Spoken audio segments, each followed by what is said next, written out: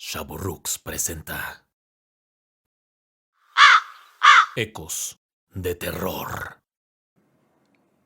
Buenas noches a todos. Sean bienvenidos una vez más. El año está terminando, pero eso no significa que la oscuridad se tome una pausa.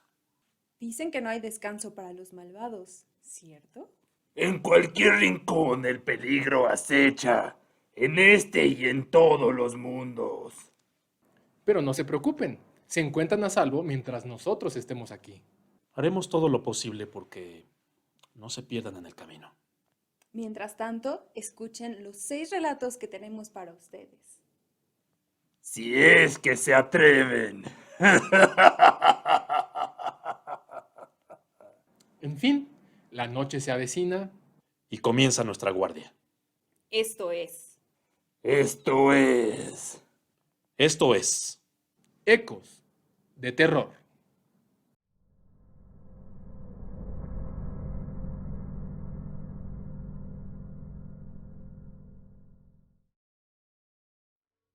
Diciembre me gustó pa' que te vayas. Frase inmortal del maestro José Alfredo Jiménez. Y así inicia su célebre canción Amarga Navidad. La realidad es que esta canción está muy ligada al recuerdo de la experiencia que tuve, pues mi esposo y yo la escuchábamos todo el tiempo mientras empacábamos nuestras cosas para mudarnos. Durante meses vivimos una interacción muy tóxica y desgastante con los vecinos del lugar donde habitábamos. Tras una larga deliberación y búsqueda, decidimos mudarnos a un departamento casi nuevo en la colonia Letrán Valle, en la Ciudad de México. Esto nos ayudaría a tener un mejor espacio, pero sobre todo, salir de esa situación que ya era insoportable. El 8 de diciembre finalmente dejamos nuestra antigua vivienda y comenzamos la nueva aventura en el departamento. Teníamos un reto importante, pues necesitábamos desempacar todo con velocidad para poder organizar una posada.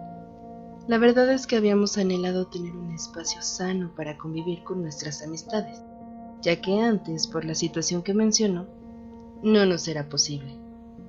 Así pues, mi esposo y yo nos dimos a la tarea de poner nuestro hogar lo suficientemente decente como para atender visitas. Desde la primera noche nos percatamos de que una de las 3 habitaciones era especialmente fría, justo la que estaba a la mitad del pasillo. Cuando hago énfasis en la temperatura de ese cuarto, me refiero, sin exagerar, que había que entrar con chamarra. Mi esposo, que es arquitecto, concluyó que era debido a que era un espacio aislado, sin ninguna clase de iluminación exterior. No le daba el sol, pues. Tampoco nos causó mucho conflicto, pues la destinaríamos a ser el cuarto de nuestras mascotas, un par de hurones, y no era nada que un buen set de cobijas y un calefactor no remediara durante el invierno. Fuimos acondicionando a toda velocidad el departamento. A mí no me gustaba estar sola en el cuarto frío, por lo que le pedí ayuda constante a mi esposo para acabar rápido y seguir con otro lugar. Tenía la sensación de que alguien me observaba y por alguna razón me llegaba una hora de incomodidad. Platicando por la noche con mi esposo en uno de esos días, le conté lo que sentía, y él confesó que tenía una percepción similar. Ambos pensamos que era cosa de adaptarnos. Logramos avanzar un 70% en tan solo 8 días, por lo que decidimos que podríamos hacer una posada en el departamento con nuestros amigos. Decidimos hacerla en el día 18. Esa misma noche, mientras dormíamos, escuchamos en el pasillo como si alguien caminara muy despacio, casi arrastrando los pies. Lo primero que pensamos es que se trataba de uno de los hurones. ¿Cómo escaparía de la jaula en donde lo tenemos? No lo sabíamos. Mi marido salió a revisar y regresó acelerado, tomando un bat de béisbol que tiene siempre al lado de la cama como arma de defensa, una vieja costumbre de su familia. Me dijo que me encerrara en la habitación. Eso hice. Unos 5 minutos después volvió, mientras yo estaba muy nerviosa, pues no me había dado ninguna explicación y no sabía qué estaba pasando. Se sentó sobre la cama y me dijo que en el pasillo había huellas de una persona. Con el polvo se revelaban las pisadas. Y que revisó todo el departamento, pero no encontró nada. Inmediatamente revisamos las 2 cámaras que tenemos, una para vigilar a los hurones y otra para vigilar la entrada, pero no aparecía nada en la grabación. Llegó el día de la posada y teníamos muchas expectativas. La gente se presentó puntualmente y todo iba de maravilla. No éramos muchas personas, 10 a lo mucho, sin contarme a mí ni a mi esposo. La mayoría eran amigos míos y un par de compañeros de trabajo de mi esposo. La verdad es que también estábamos muy acelerados. Atender visitas siempre es cansado, y aunque nos fuimos tornando mi esposo y yo, el enfoque es hacia los invitados, y de pronto pierde uno la noción del tiempo y del espacio. A medida que se fue haciendo más tarde, los invitados fueron abandonando la posada. Cerca de la medianoche ya éramos la mitad del número original y con algunos tragos encima entramos en el modo de que cada uno se atendía. Ya habíamos terminado nuestro horario de atención de visitas. Ahora todos debían sentirse como en su casa. De la nada, uno de los compañeros del trabajo de mi esposo, Roberto, regresó a la sala después de servirse un trago y nos dice que está muy apenado por haber despertado a mi mamá. Confundida le dije que no entendía de lo que me hablaba. Roberto entonces explicó que al irse a servir su bebida, vio a una mujer mayor salir del cuarto del pasillo. Él le dijo buenas noches y vio cómo la mujer estaba mal encarada. Según Roberto, la mujer le dijo que quería que todos se fueran de su casa y volvió refunfuñando a la habitación de la que había salido. Roberto contó todo esto genuinamente apenado, mientras que mi esposo y yo nos quedábamos pálidos de la impresión. Explicamos a todos los invitados que aún quedaban que mi mamá no estaba en casa, que de hecho ni la conocía aún. Los llevamos al cuarto de los hurones donde pudieron apreciar que nadie podría dormir ahí. Literalmente en ese momento tomaron sus cosas y se fueron muy asustados. Nosotros no podíamos huir, no así al menos. Esa noche casi no dormimos, con el temor de ver a la supuesta anciana. Afortunadamente, nunca la vimos. Seguimos escuchando pasos y viendo evidencia de que alguien había estado caminando. El fantasma, o lo que haya sido, se empeñó en destruir nuestras cosas. Platos y vasos se rompían sin explicación en la cocina. La puerta de esa habitación se azotaba y se le ponía solo el seguro. Se volvió algo tan incómodo que tuvimos que volvernos a mudar en pocos meses. Nunca logramos averiguar nada que nos revelara un poco sobre la naturaleza o origen de esa anciana. No tengo idea si era un fantasma que acechaba el lugar, o quizá era algo más. Llámenme loca, pero tengo la teoría, en mi paranoia. A veces pienso que nuestros antiguos vecinos nos habían hecho algún trabajo, y que esa anciana era la forma en la que se manifestaba.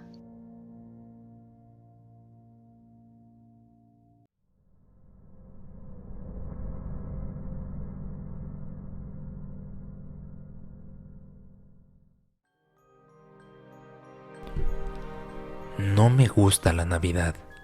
La he odiado desde que era pequeño. Sin embargo, ya no la odio.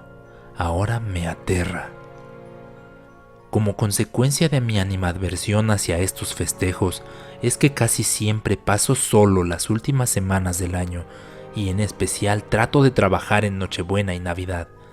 Antes trabajaba un taxi, ahora trabajo un Uber y el estar activo en estos 2 días es bastante redituable, lo que se convierte en un aliciente adicional. El origen de mi desprecio a la Navidad y todo lo que tiene que ver con ella se remonta a mi niñez y en particular a cómo mi padre, Miguel Ángel, se comportaba en lo que la gente llama las fiestas especiales. Estas no tenían nada de especial para mí, pues siempre involucraban pleitos muy intensos provocados por él, quien solo buscaba una excusa, la que fuera, para salirse de nuestra casa e irse con su madre, sus hermanas y sus sobrinas. La familia de Miguel Ángel es mala, pero cuando lo digo realmente quiero decir que son en verdad nefastos. Una forma de describirlos sería que hablamos de esa clase de persona que se muestra en público como muy devotos y creyentes. En el día a día son personas que no tienen escrúpulos ni educación y además puedo decir como testigo de primera mano que invierten mucho tiempo planeando formas de dañar a los demás y sí las llevan a cabo. Las pocas veces que, para supuestamente evitar pleitos con Miguel Ángel, mi mamá, mi hermana y yo pasamos las fiestas con ellos, nos trataron con las peores groserías que se pueden imaginar. En resumen, basado en mi experiencia, la Navidad es una farsa. Es una de esas épocas en las que se llama a la unión familiar, al amor al prójimo y al perdón, pero solo de dientes para afuera. Es una hipocresía alimentada por el marketing. Ya que tienen una idea clara de por qué diablos una persona como yo trabajaría en Navidad, ahora permítanme contarles algo que me sucedió en diciembre de 2017. La ciudad estaba aún dolida por lo sucedido en el sismo, pero funcionando de manera habitual. Nochebuena cayó en domingo, lo cual de por sí reduciría el número de autos circulando para recoger pasaje por la noche. Yo venía planeando trabajar de corrido al menos 16 horas, empezando a eso de las 6 de la noche, para agarrar tantos viajes como fuera posible. Fue buena idea. Las primeras horas agarré bastantes viajes cortos con tarifa alta. Ya daban más de las 9 de la noche y como tenía algo de frío me paré en una gasolinera para cargar y además comprarme un café. Me tomé unos 10 minutos estacionado para darle unos cuantos sorbos y entrar en calor mientras miraba videos. De pronto me apareció, sugerido por mi teléfono, un viejo recuerdo que tenía con un amigo que tristemente había fallecido 7 años atrás, Marlon. Él y yo éramos amigos esencialmente por el odio común que teníamos hacia la Navidad, y aunque tenía tiempo sin pensar en él, sentí algo de nostalgia. Poniendo atención, caí en cuenta que él había fallecido justo en Nochebuena. Suicidio, dijeron las autoridades, aunque yo nunca lo creí. Supuse que por la fecha me aparecía el recuerdo. Los fabricantes de los teléfonos ahora saben todo sobre nosotros, pensé mientras recorría algunas de las fotos relacionadas que encontré. Pasado mi pequeño break, volví a conectarme a la aplicación y agarré viaje de inmediato. No puse atención a mi pasaje que hablaba con alguien por su teléfono. Yo tenía la atención centrada en Marlon y lo difícil que debió haber sido para él morir solo en Nochebuena. Dejé a mi pasaje y di algunas vueltas en lo que salía otro viaje. Mientras giraba en una esquina, escuché un susurro justo detrás de mí. «Ten cuidado, ahora vienen por ti». No soy un hombre supersticioso, pero por supuesto que me asusté, más porque la voz era de Marlon, o al menos como yo la recordaba. Culpando a la sugestión, me refugié en la idea de que estaba imaginando cosas. Al instante cayó un viaje, a 2 minutos de donde yo me encontraba.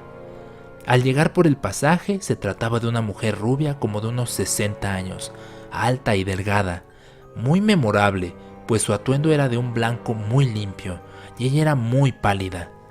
Abordó el coche y al aparecer el destino seguimos el navegador. Era algo lejano, pero tenía un factor especial. Íbamos hacia el acueducto de Guadalupe, una zona al norte de la Ciudad de México y curiosamente el lugar en el que crecí. La mujer comenzó a hacerme la plática de una manera muy casual. ¿A qué hora empezó? ¿A qué hora termina? ¿Por dónde circula? Ya saben, esas preguntas que todo mundo hace para una plática casual. Supongo que yo necesitaba olvidar lo que unos minutos antes había experimentado, y mientras recorríamos sin tráfico la ciudad, le contaba que yo había crecido ahí. Inescapablemente, la mujer me preguntaba de la Navidad, y yo le tuve que decir muy educadamente que yo no festejaba. Entró entonces en un debate y cuestionamiento sobre las razones y le expliqué lo mismo que compartí con ustedes al inicio de este relato. Ya en Acueducto me llegó un aire de nostalgia al ver las mismas tiendas que había cuando niño y el edificio en el que yo vivía en el 6º piso. Allí en el edificio contiguo vivía una niña con la cual yo me llevaba mucho hasta que la edad nos hizo tomar rumbos distintos, Marisa. La mujer notó mi nostalgia y solo sonreía. El destino estaba a solo unos metros y yo le señalaba a la mujer el edificio de mi niñez, mientras que en mi pensamiento venía la pregunta de si Marisa aún vivía ahí. Cuando volteé hacia el asiento trasero, se encontraba vacío. La mujer se había desvanecido. Me quedé paralizado. No me di cuenta en qué momento bajó, pero aún así nunca la vi pasar por ningún lado cercano al auto. No tenía explicación. No me pude quedar mucho tiempo así porque, aunque yo conocía ese lugar, ya pasaban de las 10 de la noche y los asaltos nunca faltan. Tomé ruta hacia la zona de Reforma para ver si pescaba otro viaje mientras intentaba procesar lo sucedido. Cerca de la Torre Caballito tomé otro pasaje, apenas antes de las 11 de la noche. Un hombre grande y robusto, de barba muy poblada y voz grave e imponente, misma que no tardó 2 segundos en demostrar. Muy eufórico, me hablaba con emoción de la Navidad y de lo importante que es estar en familia. Yo sabía que a este individuo era mejor no explicarle nada, sería inútil, así que solo sonreía cada vez que hacía una afirmación de la hermosa Navidad. Íbamos hacia la colonia del Valle, justo en donde están esas calles con casas hermosas, enormes y que tienen adornos luminosos muy vistosos. Irónicamente, allí el hombre iba en silencio y tengo que admitir que el ver a algunas familias cenando, gracias a que dejaban sus ventanas y cortinas abiertas, me hizo sentir nostalgia y algo de deseo de poder estar en una situación así. Nah, patrañas, me dije a mí mismo mientras llegábamos al destino. Allí el hombre se bajó y se acercó a mí más serio que antes y me dijo: mi amigo, nunca es tarde para empezar. Dio la media vuelta y yo arranqué. No avancé ni un metro y volteé en dirección al hombre, que ya no estaba. Era imposible que alguien de esas dimensiones desapareciera en un segundo. Estaba muy alterado. Decidí descansar un momento, así que paré nuevamente por gasolina y por un café, con el objetivo de despejarme un poco. Veía mi bitácora de viajes y todo estaba en orden. Los viajes estaban pagados, aunque los usuarios ya no me aparecían, sino la leyenda usuario de Uber. Esto era extraño, pero si quería saber algo más, tendría que preguntar el martes 26, una vez pasada la Navidad. Era casi medianoche y decidí que iría a casa y puse el modo en ruta, que solo te muestra viajes que te quedan de camino a casa. Trabajé muchas menos horas de lo que quería, pero el dinero había estado bien y la noche estaba muy rara. Menos de 5 minutos después de salir de la gasolinera, tomé un pasaje y, fiel a mi palabra, era el último que pensaba tomar. Se trataba de un muchacho delgado, muy alto, yo creo que fácilmente unos 2 metros. Un darqueto, como dicen, con su gabardina de piel negra y cubierto con un gorrito para el frío y una bufanda. Apenas se le veían los ojos, tan lejos de un atuendo navideño como se puede estar. Subió al auto e iniciamos el viaje. A diferencia de mis pasajes anteriores, este no hablaba. Nos tocó ir lejos, a la Jusco. No me gusta ir ahí. Los navegadores no son confiables y siempre hay muy mala recepción. Ahora era yo quien le hacía la plática y el sujeto no me contestaba. Avanzamos más y más hasta que llegamos al destino. Detuve el auto, pero el joven no descendía. Volteé para ver qué sucedía, y el sujeto, mirándome, señaló hacia la propiedad.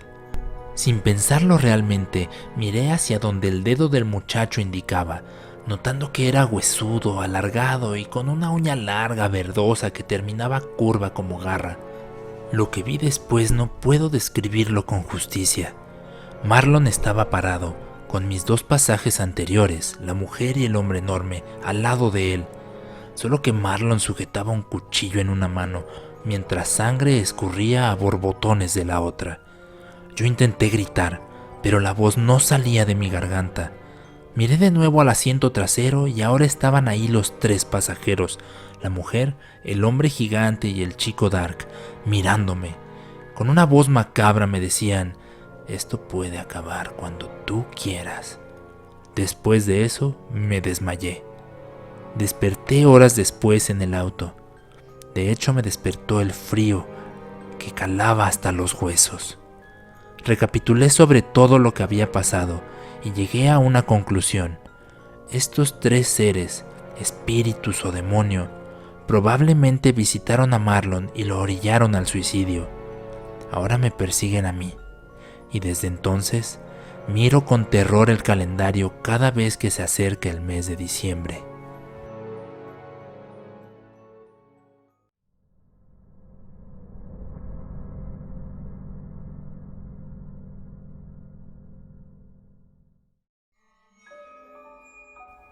Era una niña de 10 años cuando esto ocurrió.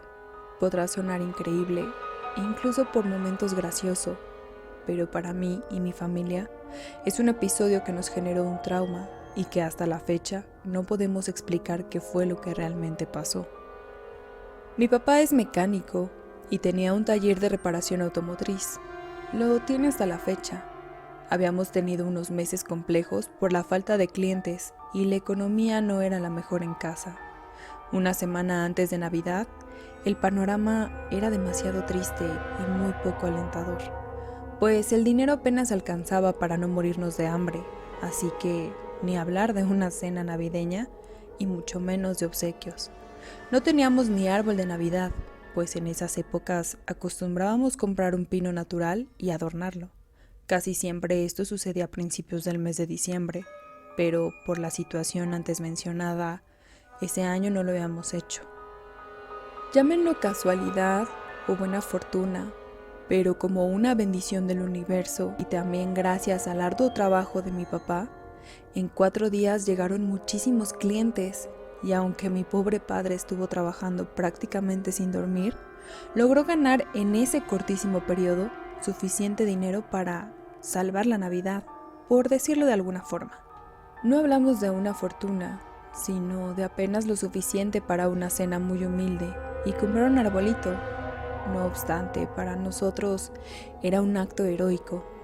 Solo esto sería una gran historia, pero pasaron muchas más cosas esa Navidad.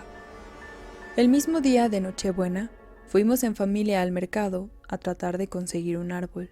Sabíamos que habría poco de dónde escoger y seguramente estarían secos y maltratados, pero teníamos la esperanza de que el precio fuera menor. No nos equivocamos. La mayoría de los árboles estaban horribles y los pocos que aún estaban decentes, si bien tenían precio reducido, aún seguían fuera de nuestro presupuesto. A punto de rendirnos, una chica se nos acercó y nos preguntó si buscábamos un árbol. Intentando ocultar nuestra urgencia, le contestamos que solo estábamos mirando. «Miren, acá tengo uno. Ya es el último y se los puedo regalar», nos dijo en un tono amable y ante nuestra incertidumbre nos aclaró que ya habían vendido todos, que era mejor darnos el árbol que deshacerse de él. Quisimos creerle y la acompañamos hasta donde tenían el pino. Si bien nuestra expectativa es que se tratase de un ejemplar muy maltratado, nos llevamos la sorpresa de que, por el contrario, era un hermoso árbol que parecía tan fresco como recién cortado, y el follaje muy denso.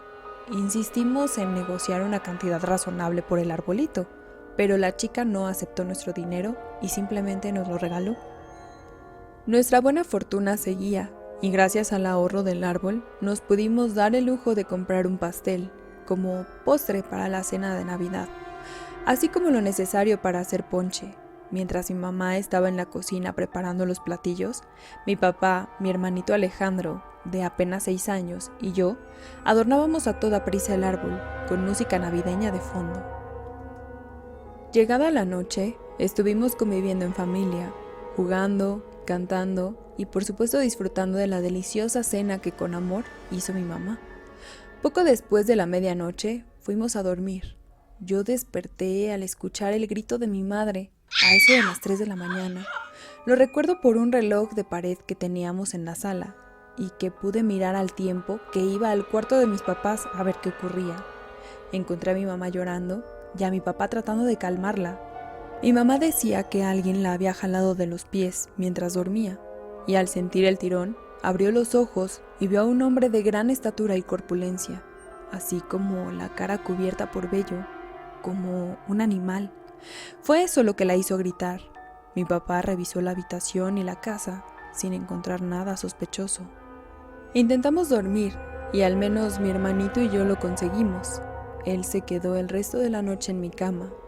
A la mañana siguiente, Navidad, mi mamá estaba exhausta, al no poder haber conciliado el sueño de la madrugada anterior.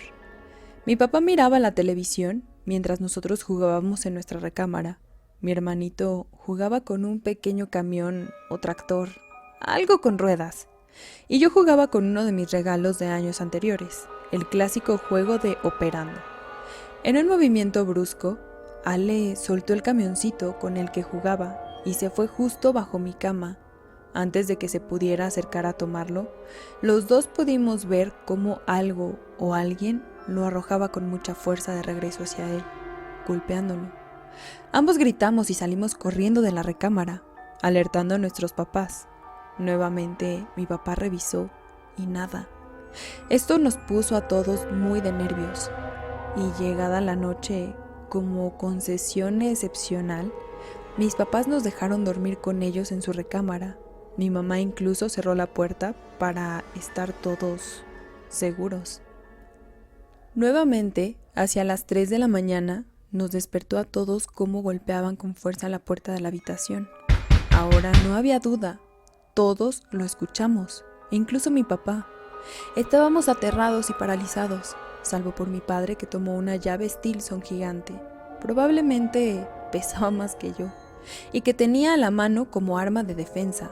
Abrió la puerta violentamente gritando y procedió con cuidado a revisar nuestro pequeño hogar. No pudo encontrar nada. Llegada la mañana, mi papá se tuvo que ir a trabajar, con la promesa de que cerraría el taller temprano y volvería a buena hora a casa.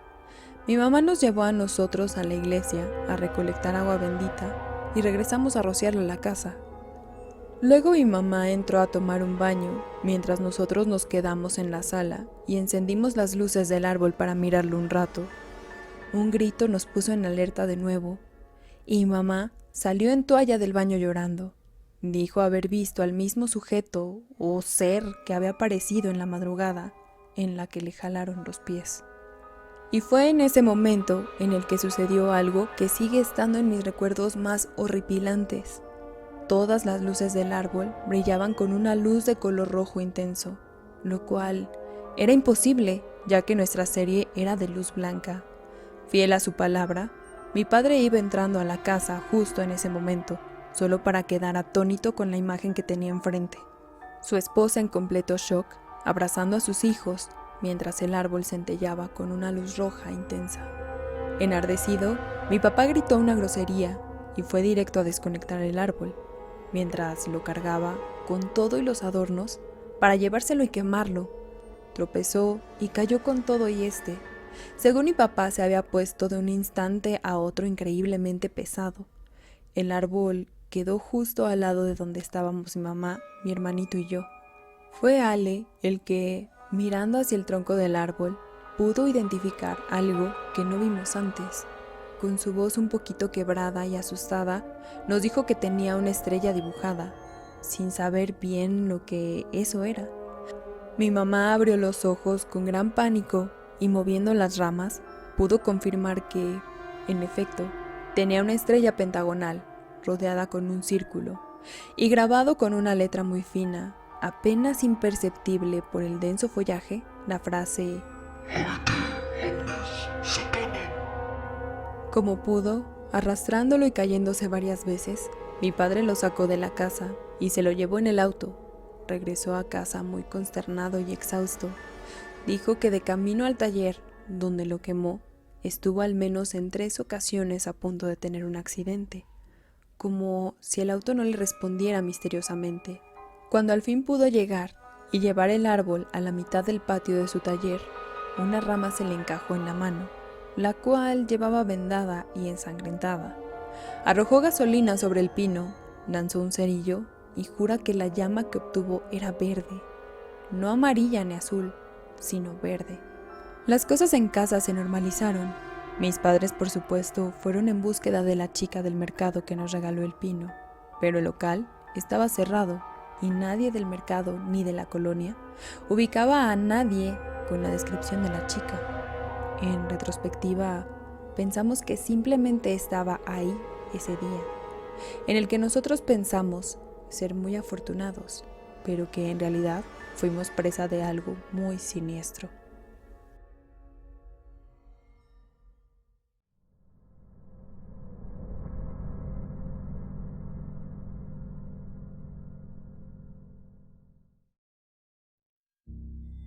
Esta historia que voy a contarles es una especie de leyenda urbana que conocí mientras trabajaba en la región de Nueva Inglaterra en los Estados Unidos, en específico en el estado de Connecticut.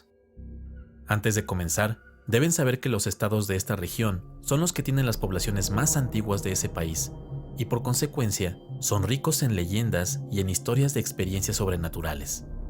Connecticut en particular tiene una larguísima lista de casas embrujadas y lugares en donde pasan cosas extrañas.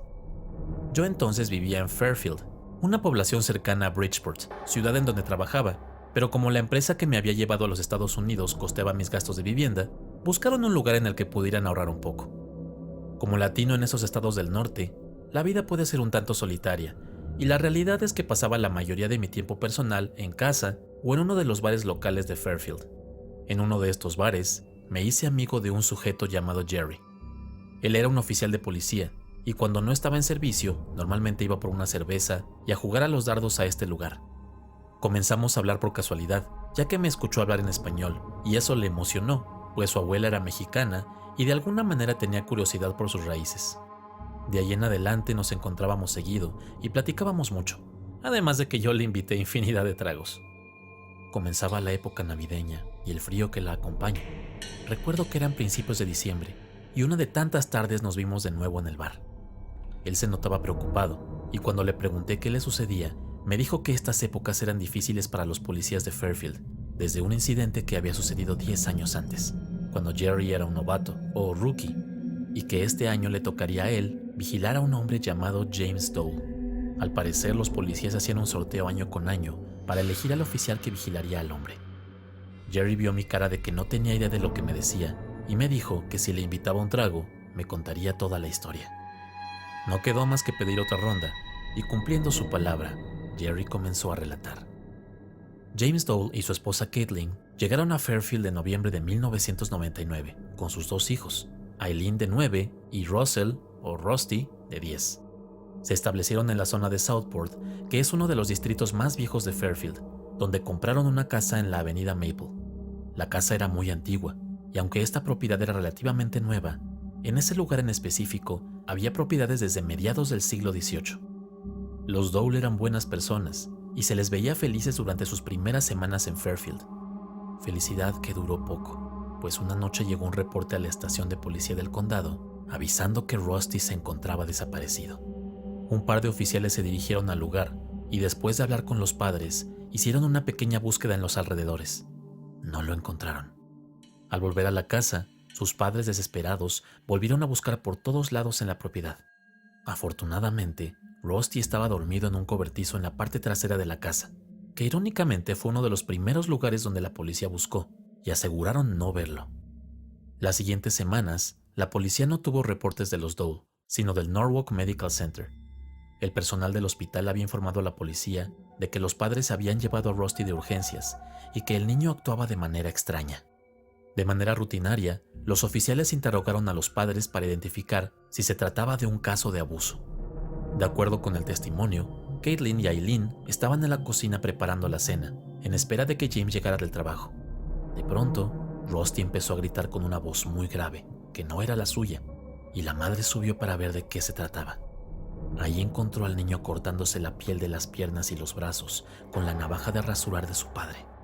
Según Caitlin, Rusty le gritaba obscenidades y le decía que la mataría a ella y a su hermanita. James llegó momentos después y, escuchando los gritos, subió a auxiliar a su esposa. Entre los dos inmovilizaron al niño y lo llevaron a urgencias. Rusty decía no recordar nada, solo que el reverendo lo había puesto a dormir y que luego de eso despertó en el hospital sin saber qué pasaba. En esa ocasión los dejaron ir a todos, con la consigna de que una trabajadora social visitaría la casa de los Dole para asegurarse de que no hubiera nada fuera de orden. La gente de la policía del condado, incluyendo a Jerry, hablaron con la trabajadora social después de su visita. Ella decía que no había encontrado nada que indicara abuso o maltrato a los niños, pero estaba inquieta por el testimonio de Russell. Hablaba constantemente de el reverendo como una figura que le decía qué hacer y que parecía hostil, y que lo instaba a cosas que el niño no quería hacer. La recomendación de la trabajadora era una evaluación psiquiátrica más profunda. Exactamente el día de Navidad, llegó un reporte de nuevo a la policía. Russell había sido trasladado de urgencia al hospital de Norwalk. El personal del hospital dio el informe a los oficiales de que Rusty tenía múltiples cortes y que había perdido mucha sangre.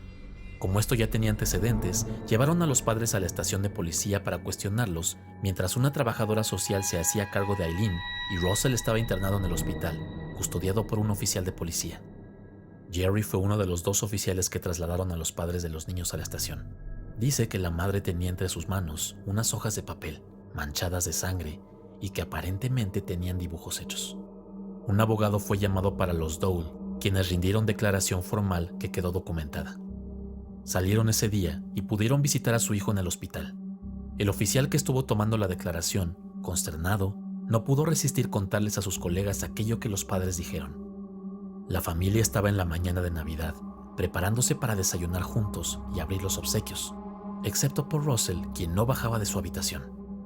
Aileen no resistía la tentación de disponer sus regalos, y James llamó con un grito a Rusty para que bajara. Cuando Russell bajó, llevaba los brazos en la espalda, como ocultándolos. Le dijo a su familia que él ya les había dejado unos regalos, que el reverendo le había dicho exactamente qué es lo que querían. Señaló hacia unos sobres que se encontraban bajo el árbol y les dijo que los abrieran. Adentro de los sobres había unos dibujos, cuyos trazos habían sido hechos con sangre, y que ilustraban lo siguiente: Aileen en lo que parecía el fondo de la bahía o algún cuerpo de agua, muerta. Caitlin colgada de un árbol, muerta.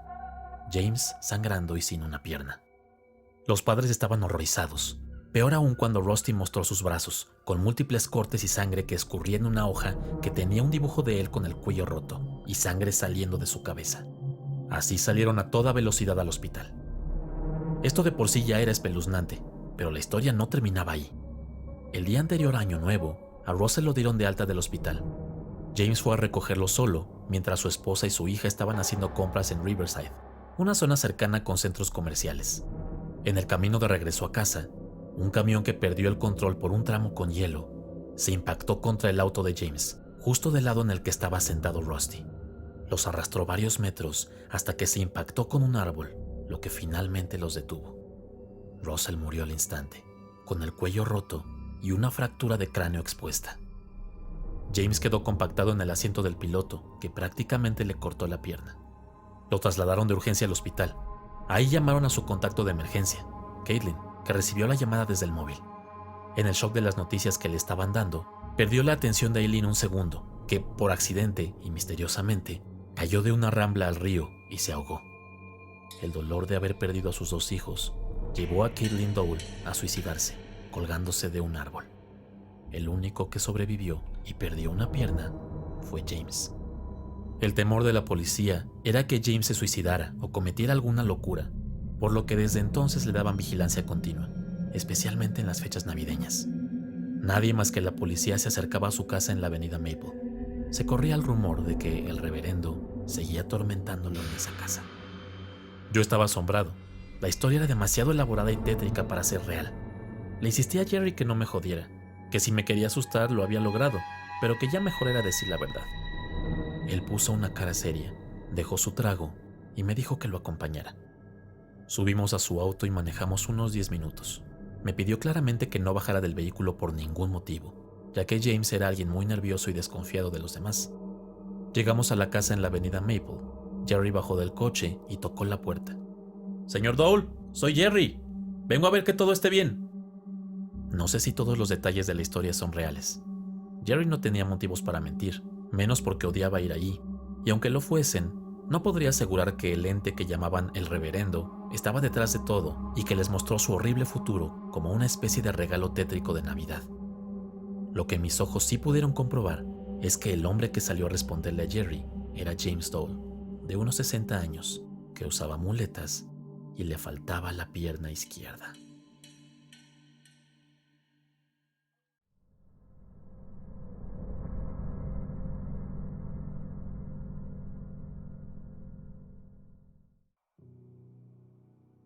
Era diciembre del año 2020. Llevábamos meses en encierro por la pandemia y a medida que se acercaba Navidad, todos nos preguntábamos si nos veríamos para festejar las fechas.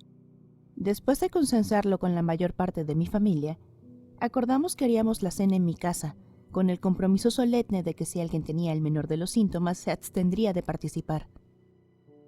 Mi papá no se llevaba bien con sus hermanos, por lo que en el plan solo incluiríamos a mi familia materna, mis tías Diana y Silvia, así como mis primos, los hijos de la primera. Mi tía Diana y mi mamá siempre fueron muy cercanas, por eso nos llevamos bien con mis primos. Por el contrario, la relación con la tía Silvia tenía muchos años de estar un tanto dañada debido a su pareja.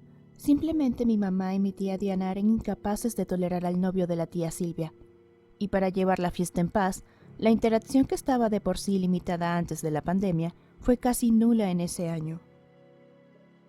De cualquier modo, le enviamos un mensaje de que era bienvenida a nuestra casa, implicando no tan sutilmente que su novio no.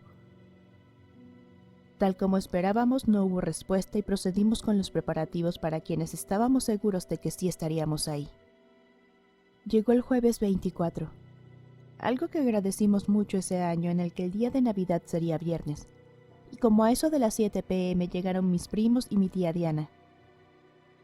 No puedo evitar decir que los citamos a las 5 p.m., y el cálculo nos salió bien, pues esperábamos que llegaran alrededor de las 6:30 o 7 p.m. De haberlos citado a la hora correcta, habrían llegado a las 9. En fin, más allá de su impuntualidad, todos estábamos muy ávidos de interactuar tanto por el encierro como por la nostalgia. Claramente un tema central de la conversación fue el confinamiento, el número en aumento de casos fatales por COVID-19, así como nuestros mejores pronósticos para el fin de la pandemia. Ingenuamente pensábamos que para mediados de 2021 ya todo habría pasado. Empezaron a circular las bebidas y las botanas, y con buena música y conversación se fue convirtiendo en una entrañable Nochebuena. Decidimos hacer uno de nuestros juegos favoritos de intercambio de regalos, ese que es muy común, en el que se eligen regalos y se pueden robar regalos de otros. A mitad de esta actividad sonó el timbre, y se trataba nada más y nada menos que de la tía Silvia. Por un momento todos nos quedamos paralizados, en shock. No teníamos la mínima esperanza de verla y ahí estaba. La recibimos con mucho cariño. La abrazamos y por un momento todas las rencillas y discusiones del pasado habían quedado justo ahí. Llegó la hora de la cena y la familia estaba muy contenta, emocionada. Todos reunidos en un año lleno de adversidades. Nos tomamos la foto familiar grupal, así como múltiples fotos entre primos y todo lo que iba sucediendo. Tanto mi papá como la tía Silvia evitaron salir en estas. El primero porque no le gustan y es un amargado, y la tía Silvia por recelo a que alguien las publicara y su novio llegase a verlas. Esto como siempre generaba un mal sabor de boca, pero tratamos de no prestar atención bajo el principio de que al menos estaba ahí. El festejo se extendió casi hasta las 4 a.m., y en la sala armamos un campamento de edredones y cobijas, donde nos quedamos todos los primos mientras que le cedimos mi habitación y la de mi hermana a cada una de mis tías. Hacia el mediodía del viernes 25, fuimos despertando progresivamente. Mi mamá estaba en la cocina preparando desayunos conforme aparecíamos. Unos minutos después de que mis primos y yo comenzamos a desayunar, mi papá bajó un poco enfurruñado, reclamándole a mi mamá que su teléfono no dejaba de sonar. Tenía varias llamadas perdidas, justamente del novio de mi tía. Acelerada, le regresó la llamada, utilizando en primera instancia un tono un tanto descortés, tono que luego cambió a uno de angustia, mientras mi mamá subía hacia la habitación que le habíamos cedido a la tía Silvia, vociferando. Lo que sucedía es que el novio de la tía Silvia había llamado para avisar que lamentablemente ésta había fallecido en la Nochebuena, perdiendo su batalla contra el COVID-19 después de llevar intubada varias semanas. Lo que vociferaba mi madre es que era imposible, ya que Silvia se había quedado a dormir, mientras que subía hacia la planta alta y a la habitación, solo para abrir la puerta y encontrar una habitación vacía, como si no la hubieran ocupado en toda la noche. Así, el 26 de diciembre de 2020, sin poder verla por las restricciones en efecto, la tía Silvia fue incinerada, después de habernos visitado para una última Navidad.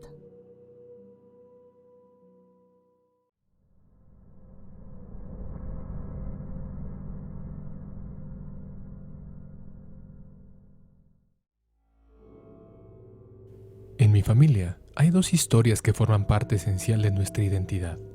Estas historias están íntimamente ligadas y suelen ser tema de conversación en nuestros festejos navideños. Mi bisabuelo, Henri Bernier, nació en la región de las Ardenas, Les Ardennes, en Francia, en un pequeño pueblo llamado Revin en el año de 1890. Poco antes de que iniciara la Segunda Guerra Mundial, emigró a Argentina con mi bisabuela y el mayor de los hermanos de mi abuelo. Mi abuelo y mi madre nacieron en Argentina, en el seno de una familia francófila.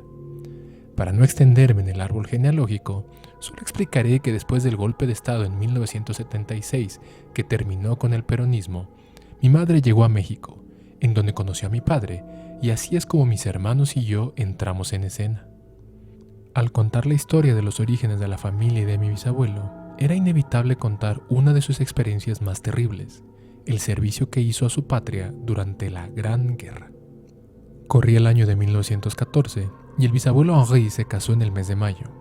Para el mes de agosto de ese mismo año fue llamado a servicio en el frente, pues su pueblo estaba dentro de la línea de avance del ejército imperial alemán. De hecho, Ardennes fue de las primeras regiones en entrar al conflicto en Francia. Así comenzaba la guerra de trincheras, que se extendería por más de 4 años con el armisticio del 11 de noviembre de 1918. La historia que pasó de generación en generación dentro de mi familia hablaba de lo crudo que era la guerra, de los horrores que no nos podemos imaginar y las carencias que vivió la gente que estaba en sus hogares, como mi bisabuela. En específico, hay una parte de la historia de mi bisabuelo que habla de un fenómeno extraño. El 24 de diciembre de 1914, estaba en la trinchera con sus compañeros franceses y un grupo de ingleses de la Fuerza Expedicionaria Británica. Por la tarde, conforme comenzó a oscurecer, escucharon a los soldados alemanes cantar villancicos desde su trinchera. En una especie de competencia festiva, la trinchera franco-británica respondió con otros cantos. Al cabo de un rato se alzó una bandera blanca y los germanos gritaban que no dispararan. El teniente a cargo de la sección en la que estaba mi abuelo titubeó un momento, pero en un acto de genuina fraternidad aceptó la propuesta y al cabo de unos minutos ambos ejércitos estaban en la denominada Tierra de Nadie, intercambiando alimentos, bebidas y conviviendo alegremente. Es sabido que esto sucedió en diversas secciones del frente. Incluso se rumora que en algunos lugares hasta juegos improvisados de fútbol hubo. No fue el caso de mi bisabuelo. Henri y algunos de sus compañeros se sentaron en un poste caído del alambre de púas, junto a 2 soldados alemanes que estaban ahí. Entre todos encendieron una pequeña fogata para mitigar el frío y uno de los germanos sacó una botella de licor. Era difícil comunicarse entre el poco inglés que hablaban tanto mi bisabuelo como los soldados alemanes, el casi nulo alemán que hablaba Henri y el horrible acento francés que tenían los teutones. Lo que sí podía distinguir mi bisabuelo era algo atípico en el uniforme de estos soldados. En el gris plano y austero de sus uniformes resaltaba un bordado negro con la silueta de un oso. Si mi bisabuelo entendió bien, los soldados eran hermanos y su madre les había hecho ese distintivo. Después de un par de horas, el teniente dio la instrucción de volver a la trinchera. Los franco-británicos se despidieron de sus temporalmente amigos alemanes y todo parecía volver a la horrible normalidad. La buena noticia es que el comandante alemán y el teniente acordaron que no habría hostilidades durante el día de Navidad y que se podría transitar con seguridad por la Tierra de Nadie, siempre y cuando no se acercaran a las trincheras. Cuando menos, esa noche los soldados pudieron dormir tranquilos. A la mañana siguiente, el día de Navidad, el teniente informó a sus hombres que una cuadrilla debía ir a la Tierra de Nadie para reparar secciones del alambre de púas. Mi bisabuelo y sus amigos se ofrecieron, y justo empezarían por donde habían estado la noche anterior. Cuando llegaron ahí, empezaron con las reparaciones. Cavaron un poco para reemplazar el poste caído con uno nuevo, y encontraron algo que los dejó impactados. Apenas cubiertos por tierra, había 2 cadáveres de soldados alemanes. Estaban en un estado de descomposición notorio, por lo que debían llevar ahí al menos una semana. Mi bisabuelo y los otros soldados inmediatamente los examinaron. En sus uniformes había un bordado de oso. Eran los sujetos de la noche anterior. Avisaron al teniente, que hizo señales a la trinchera alemana, y cuando un mensajero se acercó, le explicó que había cuerpos de soldados alemanes que podrían llevárselos sin contratiempos. Mi bisabuelo se ofreció a ayudar, y al volver a su trinchera, escuchó decir al teniente que los soldados alemanes dijeron que se trataba de 2 hermanos que llevaban perdidos 10 días.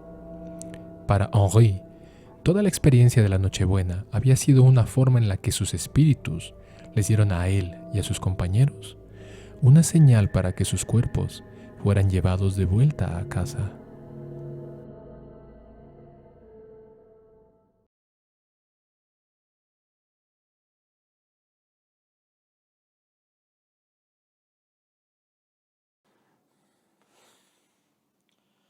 Les deseamos felices fiestas, que la pasen cerca de su familia. De los que siguen aquí y de los que ya partieron.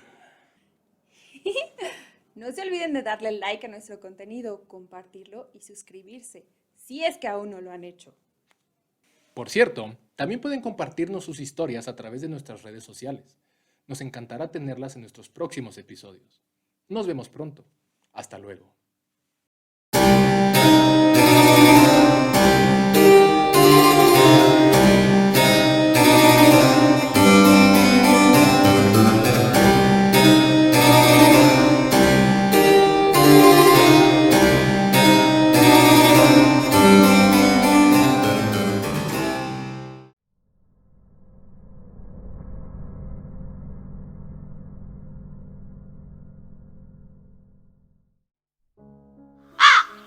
Ecos de terror.